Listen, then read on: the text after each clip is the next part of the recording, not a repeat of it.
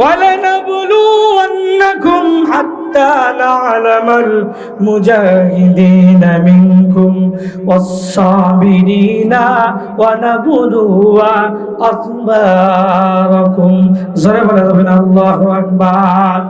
রব্বুল আমিন জানিয়ে দেন, নবী বলে দেন, আমি আমার বান্দার কি পরীক্ষা করব?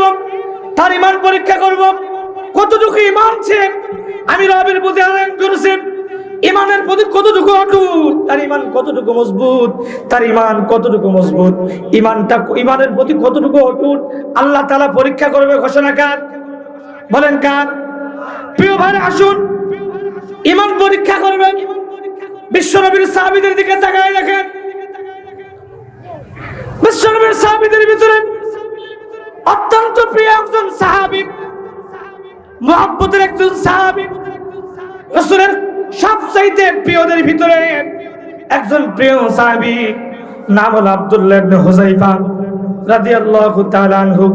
প্রিয় ভাইরা মনোযোগ দেন, কি নাম? আব্দুল্লাহ ইবনে হুযায়ফা রাদিয়াল্লাহু তাআলা আনহু অনেক যুদ্ধে অংশগ্রহণ করেছে। বিশ্বনবীর ওফাতের পর, বিশ্বনবীর ইন্তেকালের পর ওমর ফারুক রাদিয়াল্লাহু তাআলা আনহু যখন খলিফাতুল মুসলিমিন, হযরত ওমর যখন খলিফাতুল মুসলিমিন, ওমরের শাসন, ওমরের রোমদের সঙ্গে অনেক যুদ্ধ হয়েছে মুসলমানের। সেই সময় সবচাইতে শক্তিশালী রাষ্ট্র ছিল রোমান। রোমের বাদশা একদিন ডাক দিয়ে বলে, তার এক কর্মচারীকে ডাক দিয়ে বলে, আমার কর্মচারীরা রে, আমরা সে কতদিন ধরে যুদ্ধ করে আসতেছি, মুসলমানদের সঙ্গে লড়াই করতেছি না, এত যুদ্ধ করলাম, তাদের সঙ্গে এত লড়াই করলাম, কিন্তু এত লড়াইয়ের পরও তাদের সঙ্গে কিন্তু আমরা পেরে উঠলাম না, আমরা সবখানেই কিন্তু পরাজিত হয়েছি, একখানে বিজয় হই নাই। তথ্য নেওয়ার জন্য খবরকে পাঠাই দেওয়া হলো, যাও যাও মুসলমানদের কাছে কি এমন আছে তথ্য নিয়ে আসো। রাম সম্রাট থেকে দুইজন তথ্য নেওয়ার জন্য আসলো। মানুষের সুরতে সুন্দর টুপি পাগড়ি পরে মসজিদে নববীতে কয়েকদিন ধরে নামাজ পড়লো, কয়েকদিন ইবাদত করলো, ওমর ফারুকের সান্নিধ্যে গেল, ওমর ফারুকের সঙ্গে কয়েকদিন ধরে মিশলো। মিশার পরে দেখলো সবকিছু বায়োডাটা নেওয়ার পর ওমর ফারুকের দরবার থেকে, মদিনা থেকে, মক্কা থেকে বিদায় নিয়ে চলে গেল ওই দুইজন খবরদারি। খবর নিয়ে চলে গেল রোম রাজ্যে, রোম সম্রাটের কাছে। যাওয়ার পরে বলে, রোম সম্রাট, আমরা আসলাম মুসলমানদের কাছ থেকে তথ্য নিয়ে আসলাম, বিশ্বনবীর সাহাবীদের তথ্য নিয়ে আসলাম। রোম সম্রাট ডাক দিয়ে বলে, কি তথ্য নিয়ে এসে বলো, আমরা কেন তাদের সঙ্গে পারি না? আমাদের থেকেও কি তাদের জনবল বেশি? তাদের কি সংখ্যা বেশি? খবরে বলি, না না, সংখ্যা বেশি না সংখ্যা কম। বলতেছে, তাহলে আমাদের থেকেও কি তাদের অস্ত্র বেশি? বলে, না না, তাদের কাছে কি উন্নত অস্ত্র আছে নাকি? রাইফেল আছে নাকি? বোম আছে নাকি? তারা এরকম কিছু তৈরি করে নাকি? যে না না, তারা কি করে? তারা সংখ্যালঘু না, সংখ্যাও তারা কম, অস্ত্র নাই, যুদ্ধ করে তরবারি দিয়া, কেউ লাঠি দিয়া, কেউ খেজুরের ডাল দিয়া। তাহলে তাদের কি আছে? কি দ্বারা তারা বিজয়ী হন? খবরেরা বলে, ও সম্রাট, তাদের মাঝে একটা জিনিস আছে, তার নাম হলো তাকওয়া। সুবহানাল্লাহ, জোরে বলেন সুবহানাল্লাহ। তাদের মধ্যে তাকওয়া আছে, তাদের ভিতরে একটা ইয়াকিন আছে, বিশ্বাস আছে তাদের রবের প্রতি। তারা যদি যুদ্ধে অংশগ্রহণ করে, কাতিলুনা ফি সাবিলিল্লাহ, আল্লাহর জন্য যদি তারা শহীদ হয়ে যায়, ফায়াকতালুনা, তারা যদি তাদেরকে যদি কতল করা হয়, তারা কতল হবে, তারা হত্যা হবে, ওয়ায়ুকতালুন, এবং তারপরে তারা কতল করবে। সুবহানাল্লাহ। তারা আগে মরে, তারা জানে, তারা যদি ইন্তেকাল করে শাহাদাতে মৃত্যু হন। সুবহানাল্লাহ, জোরে বলেন। রোম সম্রাট বলে, আরে অনেক যুদ্ধে শহীদ, অনেক যুদ্ধে অংশগ্রহণ আমরা করেছি, বিজয়ী হই নাই, সবখানে পরাজিত হয়েছি। আমার একটা মনের তামান্না, মনের আশা, মনের একটা খায়েশ হলো, আমি মুসলমানদের ঈমান নিজ কুদরতি হাত, আমার দুই চক্ষু চর্মচক্ষু দিয়ে আমি দেখতে চাই তাদের ঈমান, তাদের ঈমানের ভরকাস। যুদ্ধের জামানা বেজে উঠল, রোমরা মুসলমানদের উপর যুদ্ধ শুরু করে দিয়ে দিল, অন্যায় অত্যাচার যখন শুরু করে দিল, ওমরে ফারুকের এখানে চলে গেল। মুসলমানদের উপর অন্যায় ভাবে জুলুম হচ্ছে, তাদের উপরে ন্যায় বিচার হচ্ছে, তাদের খাওয়া বন্ধ করে দেওয়া হয়েছে, তাদের পানি বন্ধ করে দেওয়া হয়েছে। অর্থ পৃথিবীর খলিফার কাছে নিউজ চলে গেছে, খলিফাতুল মুসলিমিন মসজিদে নববীর ভিতরে বসে নামাজরত, নামাজ সালাম শেষ করে ঘোষণা দিয়ে দিল, আমার বন্ধুরা, আমার রাসূলুল্লাহ সাহাবীরা, রমদের সঙ্গে যুদ্ধের প্রস্তুতি নিয়ে নাও, রমদের সঙ্গে যুদ্ধ হবে, যাও তদারণ করুন। সেই সময় ফ্যাসিস্ট রমরা মুসলমানদের উপর জুলুম করছে, যে যাও তাদের সঙ্গে যুদ্ধের ঘোষণা দিয়ে দিল। আর এই কিছু সাহাবীদেরকে নিয়ে যাও, এই সাহাবীদের সঙ্গে নিয়ে যুদ্ধের দামামার ঘোষণা যখন দিয়ে দিল, ওমর ফারুক, একজন তো নেতার প্রয়োজন আছে না নাই? একজন নেতার প্রয়োজন আছে না? ইতিহাসের ভিতরে বলে, কেউ বলে 70, কেউ বলে 75, কেউ বলে 50, কোন ইতিহাসের ভিতরে আছে 17 জন। এই সাহাবীদেরকে নিয়ে রওনা দিয়ে দিল, রমদের সঙ্গে যুদ্ধ হবে। একটা গোত্রের ভিতরে যুদ্ধ হবে, গোটা রম না, একটা গোত্র, একটা মহল্লা, একটা পাড়া, একটা মহল্লায় যুদ্ধ হবে। চলে গেল অল্প কিছুদিন নিয়ে, আর রোমানরা তার টার্গেট করে অল্প মুসলমান আসবে, তাদেরকে আমরা গ্রেফতার করে ফেলবো, ঈমান পরীক্ষা করব। নেতৃত্ব দেওয়ার জন্য হযরত হুযায়ফা ডাক দিল, রাসূলুল্লাহর সাহাবী ও খলিফাতুল মুসলিমিন হযরত ওমর, আমার নেতৃত্বে আমি এই কাফেলা নিয়ে যাচ্ছি রমদের সঙ্গে। ওই রমদের ওই গোত্রের ভিতরে আমরা মুসলমান, আর রমদের সঙ্গে যুদ্ধ হবে। খলিফাতুল মুসলিমিন আর মনে হয় দেরি করা ঠিক হবে না, আমাদের প্রিয় ভাই মুসলমানরা, তাদের উপর অবিচার চলতেছে, তাদের উপর অত্যাচার চলতেছে। রওনা দিয়ে দিল বিশ্বনবীর সাহাবী হযরত হুযায়ফা, একটা কাফেলা নিয়ে রওনা দিয়ে দিল রমদের উদ্দেশ্যে, রমদের সঙ্গে যুদ্ধ করার জন্য। একটা কওমের ভিতরে, একটা গোষ্ঠীর ভিতরে, একটা এলাকার ভিতরে যুদ্ধের প্রস্তুতি নিয়ে যখন নিয়ে রওনা দিয়ে দিল, এমন তো অবস্থায় যুদ্ধ যখন চলমান, যুদ্ধ করতে করতে তারা মিশর নিয়েছিল, চিন্তা করেছিল 1 থেকে 1,000 লোক হবে, এর থেকে বেশি হবে না। কিন্তু রম চিন্তা করলো কি, তাদেরকে গ্রেফতার করা লাগবে 1 থেকে 1.25 লক্ষ। রম কাফেররা, মুশরিকরা তাদেরকে ঘেরাও করে ফেললো, মুসলমানরা গ্রেফতার হয়ে ফেললো। মুসলমানদের যখন গ্রেফতার করছে, এই রমের যে সেনাবাহিনীরা, তারা কিন্তু খুশি। কাফেররা কি বলেন, কাফের কি হয়েছে? খুশি হয়েছে। এবার সাহাবীর কাফেলা নিয়ে, হুযায়ফা রাদিয়াল্লাহু তাআলা আনহুর কাফেলা নিয়ে রম রাজ্যে চলে গেল, গ্রেফতার করে নিয়ে গেছে। রম বাচ্চা তাকায় দেখে, এত সুন্দর ফুটফুটে যুবক, তাগড়া যুবক, ইতিহাস প্রমাণ করে 18 থেকে 22 বছর বয়স, এত সুন্দর চেহারা আমার রম বাচ্চার ভিতরে নাই, আমার বাচ্চা কিন্তু ভিতরে তো সুন্দর নাই। রোম সম্রাট চিন্তা করলো, না, তাকে কৌশলে হাকবতে আমার ধরে নিয়ে আসতে হবে। যদি আমি হুযায়ফাকে নিয়ে আসি, তাহলে এই রাষ্ট্রটা আমার জন্য হয়ে যাবে, নাউযুবিল্লাহ। তাহলে আমার রাজত্ব থাকবে, মুহাম্মদের দিন ছড়ে দিবে সবাই। হযরত হুযায়ফা কাফেলাকে উদ্দেশ্য করে বলে, ও মুসলমানের কাফেলা, ও মুহাম্মদের কাফেলা, ও মুসলমানরা, তোমরা কি জানো তোমাদের এখন শাস্তি হবে, তোমাদের কতল করে ফেলা হবে, তোমাদের হত্যা করে ফেলা হবে। কিন্তু শুনে না, আমি একটা অফার দিব, তোমাদের কাউকে কতল করব না, হত্যা করব না, কাউকে মৃত্যুদণ্ড দিব না। তোমাদের ভিতর থেকে তোমাদের নেতা, তোমাদের সেনাপতিকে একটু হাত উঁচু করে। আব্দুল্লাহ ইবনে হুযায়ফা হাত উঁচু করে বলে, ও বাচ্চা, রম জালিম বাচ্চা, শুনে নাও, আমি হলাম রাসূলুল্লাহর সাহাবী আব্দুল্লাহ ইবনে হুযায়ফা। আমার নেতৃত্বে তোমার রমদের সঙ্গে যুদ্ধের ঘোষণা হয়েছিল। আমি আমার প্রিয় সাহাবীদেরকে নিয়ে আসছি, বলো তুমি কি বলবা।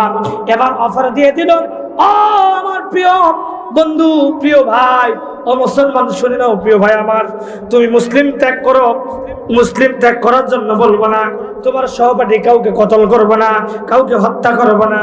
তোমাকে একটা অফার দিলাম, শুনে নাও, তুমি যদি কালিমা ছেড়ে দিয়ে দাও, মুহাম্মদের দিন ছেড়ে দাও, মুহাম্মদের ইসলাম ছেড়ে দাও, মুহাম্মদের আদর্শ যদি ছেড়ে দিয়ে দাও, আমি রব সম্রাট ঘোষণা করে দিয়ে দিলাম, আমার যে সম্পদ, যে টাকা পয়সা, অ্যাবিলিটি, ব্যাংক ব্যালেন্স, সব কিছুর অর্ধেক তোমার নামে এই মুহূর্তে উইল করে দিয়ে দিব। কি দিবে? রোম সম্রাট কি ছোট্ট জিনিস? বিশাল বড় প্রপার্টি, বিশাল বড় সম্পদ। হযরত আব্দুল্লাহ ইবনে হুযায়ফা ডাক দিয়ে বলে, ও রোম বাদশা, কি এমন তুমি দিবা? তুমি যা দিবা তার থেকে আমার আল্লাহ আমার জন্য তৈরি করে রেখেছে জান্নাত। কোন সুবহানাল্লাহ, জোরে বলেন না সুবহানাল্লাহ। রোম বাদশাকে ঘোষণা দেয়া দিল, অর্ধেক সম্পদ দিয়ে দিবে। রোম বাদশা জানে মুসলমান এমনিতে ঈমান বিক্রি করা পারে না, এমনিতে ঈমান বিক্রি করবে না। ঘোষণা করে দিয়ে দিল, সমস্ত রোমানদের সঙ্গে যখন রোম বাদশাকে তার প্রস্তাব যখন প্রত্যাখ্যান করেছে, তার ইগোতে হার্ট করেছে, মনে বড় কষ্ট পেয়েছে, কষ্ট নিয়ে ভারাক্রান্ত হৃদয় নিয়ে এবার রোম বাদশা ডাক দিয়ে বলে, ও আমার সেনাপতি কই গেল? দেখো তাদের ভিতরে সবচাইতে কম বয়সী যে যুবক তাকে ধরো, আর বিশাল বড় কারার উপরে তেল দাও, তেল দিয়ে গরম লাগাও, হিট লাগাও। যখন ওই তেলগুলো টকবক টকবক করবে, হিট দিয়ে আগুনের তাপ দিয়ে যখন টকবক করবে, এমন তো অবস্থায় একজনকে ছাড়াই দিবা, একজনকে ওই তেলের উপরে ফেরাই দিবা। ঘোষণা হয়ে গেল। রোম বাদশার ঘোষণা অনুযায়ী রোম সম্রাটের কর্মচারীরা কার্যক্রম চালু করে দিয়ে দিল। এমন তো অবস্থায় আবার করে দিল, ও আব্দুল্লাহ ইবনে হুযায়ফা, এখনো সময় আছে, কালিমা ছেড়ে দাও, এখনো সময় আছে, মুহাম্মদের দিন ছেড়ে দাও, এখনো সময় আছে, আল্লাহর দিন থেকে মারুম হয়ে যাও, আল্লাহর দিন তুমি ছেড়ে দিয়ে দাও, মুহাম্মদের আদর্শ ছেড়ে দিয়ে দাও, ইসলাম যদি ছেড়ে দিয়ে দাও, কোরআন যদি ছেড়ে দিয়ে দাও, ঈমান যদি বিক্রি করে রে হুযায়ফা, তোমার তো লাভই লাভ। যারা আছে সকলকে এদেশের নাগরিকত্ব দেওয়া হবে। এই অফারের পর কালিমা কেউ ছাড়লো না। যাকে তেলের ভিতরে নামাবে সে ডাক দিয়ে বলে, আব্দুল্লাহ হুযায়ফা, প্রিয় ভাই আমার, শুধু আমি না, শাহাদাতের তামান্না, শাহাদাতের পেয়ালা পান করার জন্য আমরা যারা আসছি, যারা আসছি এই কাফেলা, সকলে যদি শহীদ মৃত্যুবরণ করি, আর আমাদের সকলকে যদি কতল করে ফেলে, এই জালেম বাদশা, এই জালেম সম্রাট যদি আমাদের কতল করে ফেলে, এই রোম সম্রাট যদি আমাদের সকলকে মৃত্যুদণ্ড দিয়ে দেয়, ও আল্লাহ রাসূলের সাহাবী, তুমি তো জানো তার হাতে মরা মানে নিশ্চিত আল্লাহর জান্নাতে অংশগ্রহণ করা। কোন সুবহানাল্লাহ। প্রিয় ভাইরা আমার, শুরু হয়ে গেল পরের দিন আমার আসলো রমজান। রমজানের সবাই চলে আসতেন, আসার পর মৃত্যু হয়ে গেল। এরপরে সমস্ত সাহাবীদের ভিতরে কোনো ভয় নাই। এবার অফার দিল পরের দিন আব্দুল্লাহ ইবনে হুযায়ফা। দ্বিতীয় নম্বর অফার শোনো, এখনো সুযোগ আছে, কালিমা যদি ছাড়ো, তা বাকি কয়েকজন আছে তাদেরকে টাকা দিব, অর্থ দিব, সম্পদ দিব। শুনে নাও, ও হুযায়ফা, আমি রোম বাদশা বলে দিতে চাই, আমি রোম বাদশা বলে দিয়ে দিলাম, তুমি যদি কালিমা ছেড়ে দিয়ে দাও, মুহাম্মদের দিন যদি ছেড়ে দিয়ে দাও, ঈমান যদি ছেড়ে দিয়ে দাও, বিশ্ব নবীর দিন যদি তুমি ছেড়ে দিয়ে দাও, ইসলাম থেকে যদি তুমি বের হয়ে আসো, আমার সবচাইতে সুন্দরী মেয়ে পুত্রবধূর দ্বারা তোমাকে বিবাহের ব্যবস্থা করে দেব আজ এই মুহূর্তে, এখন। আর আমার অর্ধেক প্রপার্টি সম্পদ তো পাবা, এবং কি অর্ধেক সম্পত্তি তোমাকে তো দিলাম, আমি মরার পর রোম সম্রাট রাজত্ব করবে তুমি। আব্দুল্লাহ ইবনে হুযায়ফা ডাক দিয়ে বলেন, রোম বাদশা শোনে না, আমার ডান হাতে যদি চাঁদ দাও, কি দাও? কথা কয় না, জোরে বলেন। আর বাম হাতে যদি সূর্য দাও, এক হাতে চাঁদ আর আরেক হাতে যদি সূর্য থাকে, আর দুই হাতে দুইটা জিনিস দিয়ে যদি বলো, ও হুযায়ফা, বিশ্বনবীর দিন থেকে 1 সেকেন্ডের জন্য পিছপা হন। আমি আব্দুল্লাহ ইবনে হুযায়ফা শেষ থাকাকালীন, সুস্থতা থাকাকালীন 1 সেকেন্ডের জন্য, 1 মিনিটের জন্য, 1 ন্যানো সেকেন্ডের জন্য বিশ্বনবীর দিন থেকে, রাসূলুল্লাহর আদর্শ থেকে আলাদা হব না। আওয়াজ দিয়ে বলে যাবেন আল্লাহু আকবার। মুমিন তো কখনো মাথা নত করে না, আসুক না যত বাধা বিপদ। জোরে বলেন ঠিক না ঠিক? আওয়াজ দিয়ে বলেন ঠিক না ঠিক? ও পৃথিবীর 56,000 বর্গ মাইলের আমার সোনার বাংলাদেশের তাওহীদি জনতা, আপনাদের আমি মেসেজ দিতে চাই। ও দিনাজপুরবাসী, আমি আপনাদের মেসেজ দিতে চাই। আমাদের চোখের সামনে দেখা, আমার জন্মসুখে দেখা, আপনাদের জন্ম চোখে দেখা আমাদের প্রিয় মুফাসসির আল্লামা দেলোয়ার হোসেন সাঈদীকে অফার দেওয়া হয়েছে। কথা বলেন ঠিক না ঠিক? এমপি থেকে মন্ত্রীর চেয়ার দেওয়া হবে, এত কোটি টাকা দেওয়া হবে, এত সম্পদ দেওয়া হবে। আমাদের প্রিয় মুফাসসির আল্লামা শহীদ মতিয়ার রহমানকে অফার দেওয়া হয়েছিল, তাকে সুযোগ দেওয়া হয়েছিল। মুসলমান কাদের মোল্লাকে দেওয়া হয়েছিল অফার, কামরুজ্জামানকে দেওয়া হয়েছিল অফার। তাদের জবান থেকে একটা আসছে, তুমি কি দিবা? আমার আল্লাহ আমার জন্য তৈরি করে রেখেছে জান্নাত। জোরে বলেন ঠিক না ঠিক? জুলুমের পরেও তারা ঈমান বিক্রি করে, ঈমান বিক্রি করে। সামনের দিকে দেখেন, সব সময় আব্দুল্লাহ ইবনে হুযায়ফাকে গ্রেফতার করে ফেলা হলো, জেলখানায় আবদ্ধ করা হলো।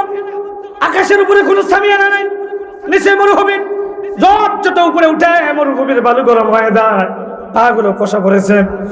আব্দুল্লাহ ইবনে হুযায়ফাকে মারতে মারতে মারতে মারতে রক্তাক্ত করছে। কয়েকদিন ধরে খানা যায়নি, পেটটা নাভির নিচে চলে গেছে।